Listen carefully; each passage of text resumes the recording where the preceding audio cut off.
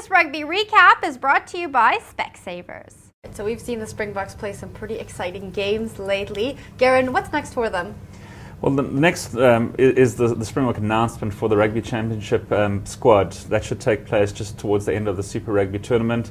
The Rugby Championship kicks off on August the 16th, I believe. You know, we open up against Argentina. When you consider we've got to play the Wallabies and the All Blacks as well, Argentina is a good way to start, home and away. Hopefully we bank the 5 points in both those matches, and then get to the top of the table and hang on for dear life against the Wallabies and the All Blacks, who at the same time will be playing each other while we play the Pumas. So I'm excited by the Rugby Championships. I really think South Africa have got a really, really good chance. I think the Wallabies are going to be slight dark horses. You know, I haven't written off the All Blacks completely, but I think they're on a little bit of a downward curve. You know, I get this funny feeling that they're not as sort of robust as they've been in the past. They've got a couple of key injuries. Richie McCaw's broken a rib now. Kieran Reid's got concussion issues. Dan Carter's been on a 6-month sabbatical. He only came on this last weekend in Super Rugby for the Crusaders in the second half. So, you know, they've got a few worries. You know, sure, they are the defending champions of the World Cup. Sure, they are unbeaten in 17 tests, but that's going to come to an end at some point for sure. I wouldn't be surprised at all if they lose at some point in the Rugby Championships.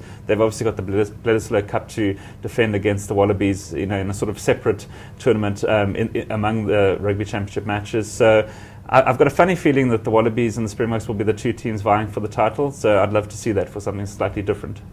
Rob, what are your predictions? I just think it's going to be really interesting seeing the squad selection by Heineke Meyer, who does have a pleasant problem in most positions. I think there is still a little bit of an issue in the front row, Garen, where the prop situation, the depth of prop talent is a little bit questionable. That's one area that the Boks still look a little bit ropey, but everywhere else on the park, you've got to say, the situation is really sort of blossoming, and it's going to be a very tough task and a very pleasant task in many ways for Heineke Meyer to have to nail down the final squad and get that right balance between, he does have a lot of faith in a lot of the 2007 World Cup winning Boks, who he sees as these sort of hard, tough, mentally sort of, just wise characters who he thinks can have another World Cup in them. At the same time, we've got all these youngsters bursting through now, and getting that balance right is the key. And I think maybe the answer lies in sort of having combinations like, for instance, a Loet de Jager or an Eben Etzebeth, these sort of 20, 21, 22-year-olds with, say, a Victor Matfield, who's 37, is it, Garen,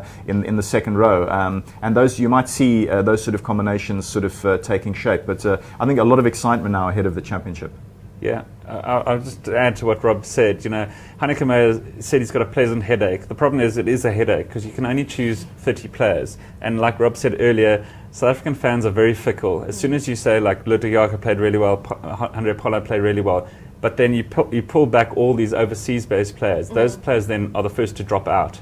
So, you know, the Rugby Championship is a step up from the incoming series. We have to win it. It's a win-at-all-cost sort of attitude that Heineke Meyer and the Springbok management have. You know, they're going to go for the experience. They're going to call back Bakkies Botha if he's over his injury. They're going to call back all the first-choice players, you know, even if they're not 100% fit. I'm pretty sure that's what the squad's going to look like. I'm pretty sure all these youngsters are going to drop out. They're going to say, oh, we'll pick you towards the end of the year on the overseas tour.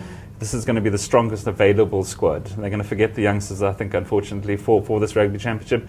But it's just the South African psyche. That's what we do. You know, it's win at all costs. You know, we've tested the depth. We've seen the depth against Scotland isn't too bad.